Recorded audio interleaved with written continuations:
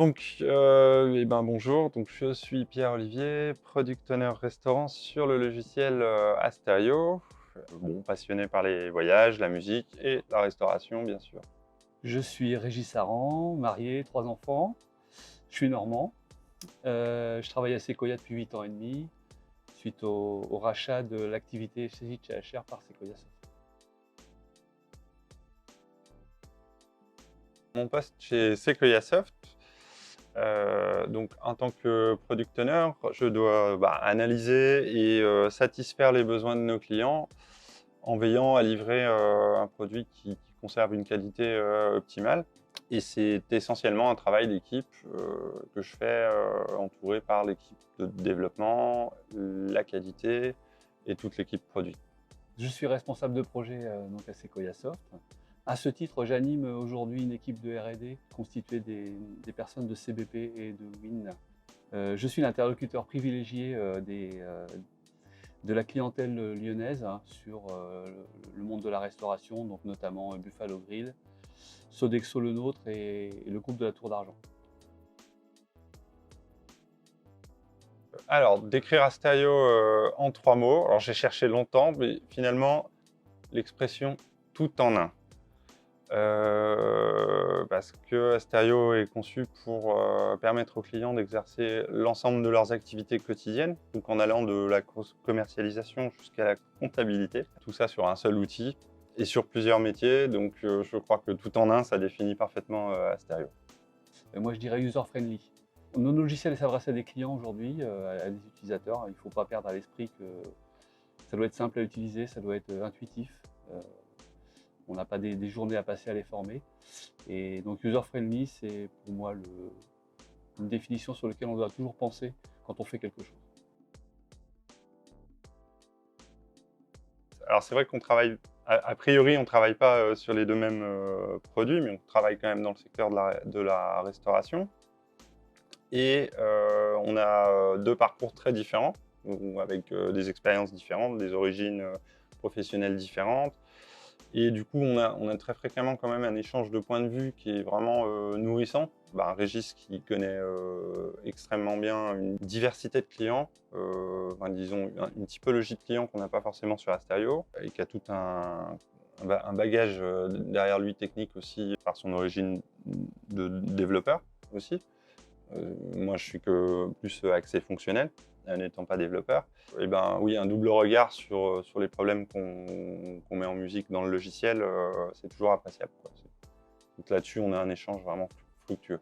Et pour compléter un petit peu le propos de Pierre-Olivier, donc Pierre-Olivier, c'est un peu le chien fou. Moi, je suis un peu plus en retrait. Et des fois, je le freine un peu. Mais sinon, comme il l'a dit, c'est très enrichissant et c'est voilà, très, très, très intéressant de travailler comme ça.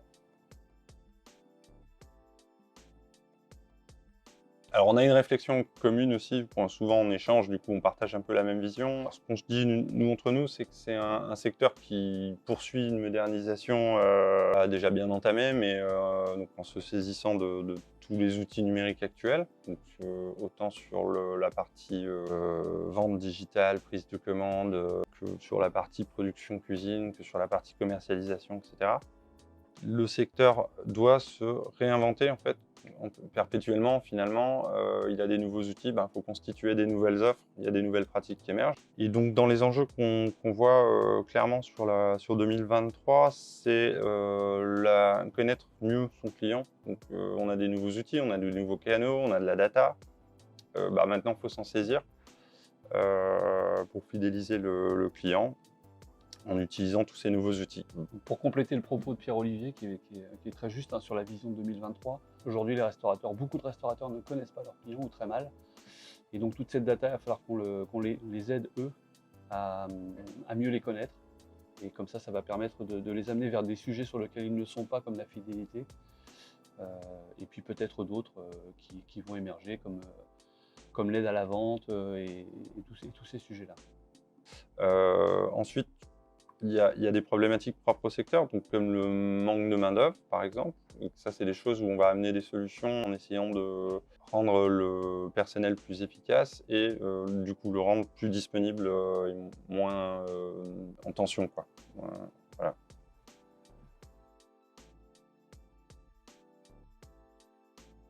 en restant à la fois curieux de tous les nouveaux usages du secteur. Donc ça veut dire en ayant l'œil ouvert, en allant à des salons, en rencontrant nos fournisseurs, en discutant avec les clients, en s'inspirant de toutes les remontées qu'on a du terrain aussi, de l'équipe consulting également. Et en intégrant donc du coup aussi les bonnes pratiques que je viens chercher chez Régis avec son expérience importante. Et on essaye du coup dans Asterio de tenir compte de ce qu'on a acquis comme savoir-faire au fil des années, de rester attentif. Et donc d'autre part en essayant d'apporter des solutions efficaces, créatives parfois, mais en fait surtout proches des usages des clients. C'est-à-dire que, in fine, c'est le client qui a le dernier mot, c'est le terrain qui a le dernier mot, et il nous arrive parfois de remettre certaines choses à l'ouvrage pour garder quelque chose de vraiment proche de nos clients, quoi. Et donc, comme le disait tout à l'heure Pierre-Olivier, amener de l'expérience de CBP vers Asterio. Donc, on a pu expérimenter certaines nouvelles pratiques comme l'accès au delivery pour la restauration. On sait aujourd'hui que ce marché-là, aujourd'hui, et cette nouvelle pratique va amener du chiffre d'affaires au restaurant. C'est un chiffre d'affaires complémentaire. Mais tout ce qui a pu se passer pendant ces périodes de Covid nous montre qu'il y a certainement des nouvelles sources de revenus à aller chercher. Et donc, il faut qu'on accompagne nos clients dans ces sujets-là. Et typiquement, quand je disais qu'il fallait se saisir des nouveaux outils dans la question précédente, typiquement, ça veut dire élaborer des nouvelles offres aussi qui vont avec, par exemple, à emporter, le click, collect. Le click and collect, click and delivery.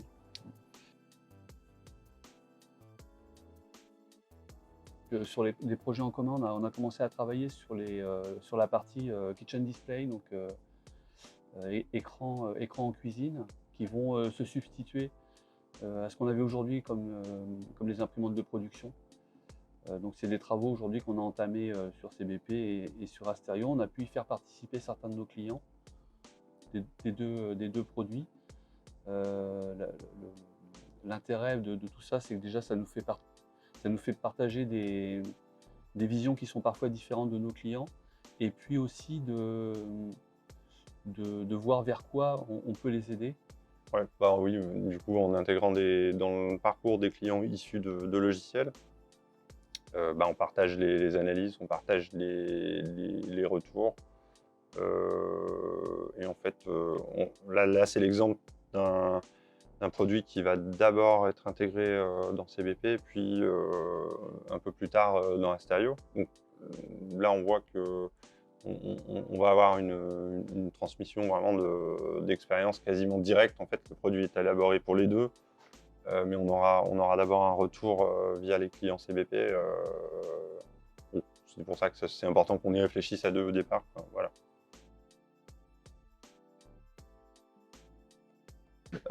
Alors moi, pour ma part, alors il y a trois points en fait. C'est d'abord le renouveau des sujets, parce que en fait, il n'y a pas une journée qui est semblable à une autre dans ma fonction en tout cas. Ensuite, la qualité des personnes avec qui je travaille. Donc l'équipe Asterio, elle est quand même faite de gens avec des personnalités intéressantes, et c'est stimulant en fait de travailler dans cet environnement-là. Et on est très solidaires. Ça, c'est agréable aussi. Ça fait avancer, ça motive. Et puis, un point qui est vraiment important, le dernier, la diversité en fait, des clients. Parce qu'en fait, on est dans une industrie qui est extraordinairement vaste. C'est-à-dire que chaque établissement, c'est un projet, il a ses plats, sa cuisine, sa façon de fonctionner, sa clientèle, son emplacement géographique. Donc on est confronté, on est challengé en fait. On peut pas s'ennuyer en fait, c'est pas possible, c'est impossible. Voilà. Donc à Lyon, on a la chance d'avoir des locaux tout neufs, chaleureux, qui sont une source de motivation aussi pour revenir travailler, suite à ces années de télétravail et de Covid.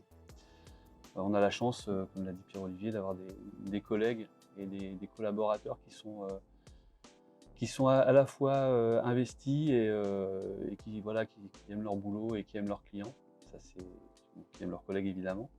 Ça, c'est vraiment super. Et puis, le produit Asterio, maintenant arrive à maturité. Et donc, la transmission dont parlait Pierre-Olivier tout à l'heure, là, va prendre de son sens on va commencer à pouvoir vraiment entamer une migration des clients legacy vers cette solution. Moi, ça sera une croziflette avec un pouilly fussé. Donc, c'est un plat convivial, c'est un plat de saison aussi. Et puis, voilà, ça permet à chacun de manger quelque chose de sympa et d'échanger autour d'un plat convivial. Alors ça, c'est une question difficile. Donc, pour ma part, sûrement un plat de brasserie, donc assez généreux, qui se partage entre amis, avec une bonne bouteille sûrement. Donc une recette simple mais efficace, donc comme le gratin lyonnais par exemple. Mais à vrai dire, je ne saurais pas nommer précisément ce plat. Voilà.